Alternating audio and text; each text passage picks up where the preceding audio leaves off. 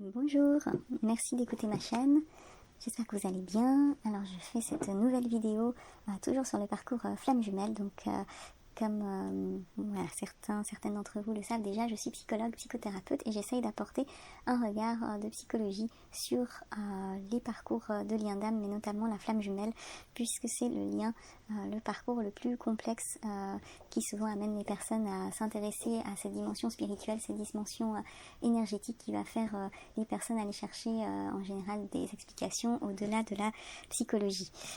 Et donc aujourd'hui j'aimerais parler de la flamme jumelle, qu'il y ait réunion dans cette vie ou pas, mais en tout cas avant cette fameuse réunion, en tout cas réunion terrestre de la relation, s'il y en a ou pas, hein. Après il y a en général la réunion avec soi-même dans ce parcours. Mais donc j'aimerais parler du lien d'âme, le lien dans le ciel. On parle du ciel et de l'ancrage sur terre, hein, dans cette vision de la flamme jumelle et de l'invisible aussi, hein. Est-ce que tout cela existe? Qu'est-ce que c'est sous l'angle de vue de la psychologie? Donc c'est toujours un angle de vue qui sera bien sûr voilà, pas la vérité, c'est une science humaine qui permet de comprendre les relations humaines, mais bien sûr ça n'explique pas tout. Donc finalement, si la flamme jumelle ne se réunit pas dans cette vie, ou si la réunion n'a pas encore lieu, il y a beaucoup de personnes qui disent que le lien continue dans le ciel, hein, que nos âmes restent connectées dans l'invisible. Alors qu'est-ce que ça signifie, on va dire plus réellement, sous l'angle de la psychologie? Donc est-ce que ça veut dire qu'une âme... Est-ce que c'est une âme qui existe hors du temps? Est-ce que c'est un inconscient qui reste attaché? Est-ce que c'est un archétype d'union dans la vision psychanalytique jungienne? Est-ce que c'est une projection en psychologie? Est-ce que c'est une foi en Dieu, en la source, en l'univers? Et surtout, quelle est la différence entre un lien dans le ciel et un amour ancré sur terre? Alors tout d'abord, l'invisible existe-t-il? Donc invisible, hein, effectivement, ne signifie pas inexistant. On ne voit pas l'amour, la mémoire, l'inconscient, la foi, et pourtant ils agissent en nous. Donc la vraie question n'est pas vraiment l'invisible existe-t-il, mais de quel invisible parle-t-on? Alors en psychologie, si on parle de l'invisible, on peut parler de l'attachement. Donc après une séparation intense, le lien peut continuer à exister dans la psyché. Donc cela peut être une empreinte émotionnelle forte, une activation du système d'attachement. On peut parler d'idéalisation, de mémoire affective persistante. Donc le lien est réel, mais il est interne, hein, c'est ce qu'on va parler à l'intérieur de soi. Donc cet invisible, hein, il vit dans le cerveau, dans le système nerveux, dans l'imaginaire, hein, dans la psychologie on dira. Donc on ne va pas le voir comme une connexion mystique, hein, mais on va quand même reconnaître cet invisible et en parler plutôt en termes d'empreinte, d'attachement. Si on est dans une lecture plus jungienne, hein, donc on peut parler d'invisible archétype.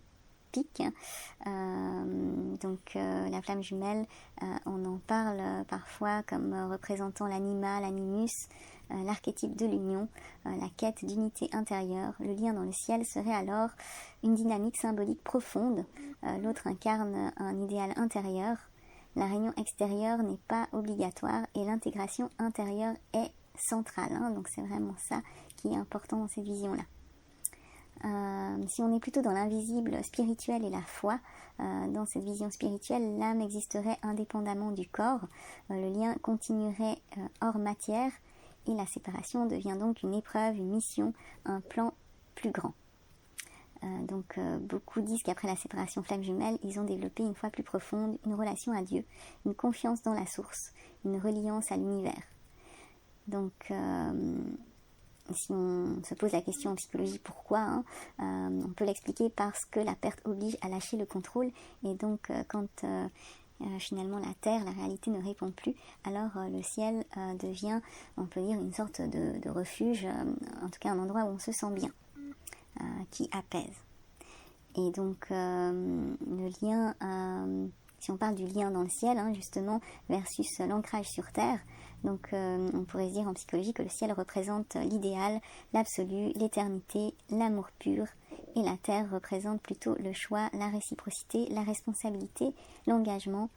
Et donc psychologiquement, on va dire que le ciel représente plutôt le symbolique, l'idéalisation, et la terre représente plutôt la relation concrète observable. Donc un lien peut exister dans le ciel, mais une relation sur terre exige la volonté de deux êtres, deux personnes incarnées. Alors, dans ce parcours de flamme jumelle, il y a une tension intérieure très forte. Donc, il y a vraiment un conflit interne, on va dire, qui est d'une part de nous qui dit c'est éternel, ce lien est éternel, cet amour est éternel, et une autre partie dit mais cette personne ne me choisit pas.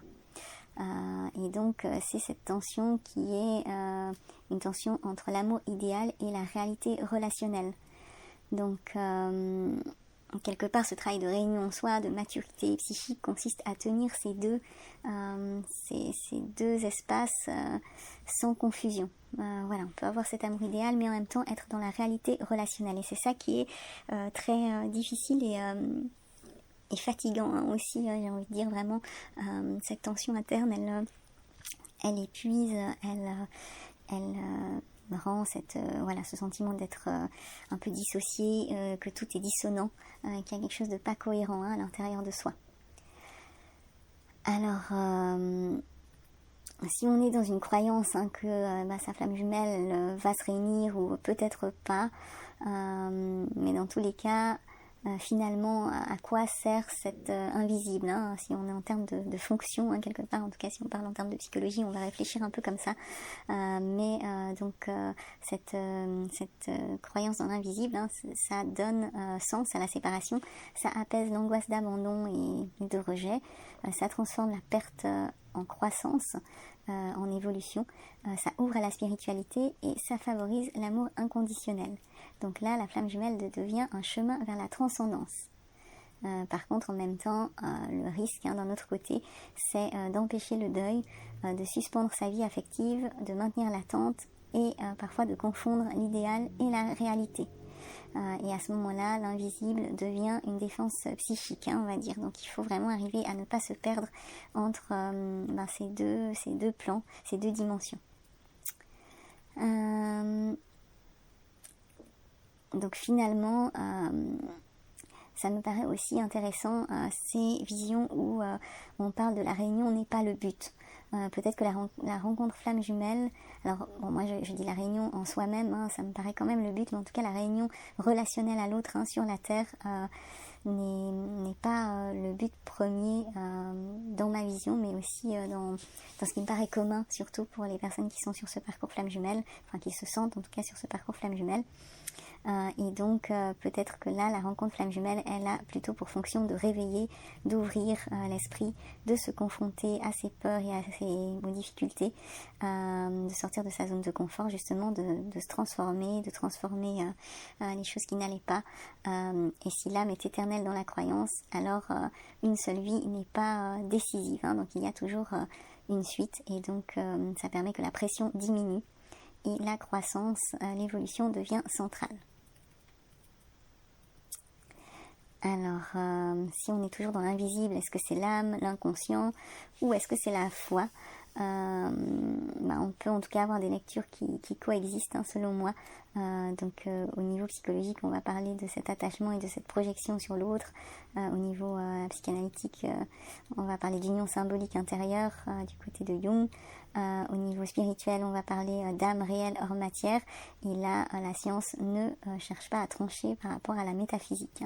Donc la science de la psychologie ne cherche pas à prendre position là-dessus, mais elle pose une question plus essentielle selon moi, qui est quel effet cette croyance produit-elle dans nos vies. Et donc là, le lien dans le ciel peut être une réalité spirituelle, un archétype intérieur, une empreinte affective, et l'ancrage sur terre est un choix mutuel, une responsabilité, une relation incarnée, et le ciel peut nourrir la foi, mais la terre construit la relation. Donc à mon sens, c'est d'honorer le ciel sans quitter la terre. Et du coup, la vraie question n'est plus se réunira-t-on, mais est-ce que cette croyance m'aide à m'ancrer davantage dans ma vie, Et là, si c'est le cas, si c'est porteur, si ça permet de s'ancrer dans sa vie avec plus de confiance, en se sentant mieux, alors c'est là où cette dimension invisible devient bénéfique, puisque voilà, elle existe en nous, mais faut-il que cet invisible ait la juste place. Bon, j'espère que cette vidéo pourra aider certaines personnes et merci de soutenir la chaîne encore en vous abonnant, en partageant, en likant et en commentant. À bientôt.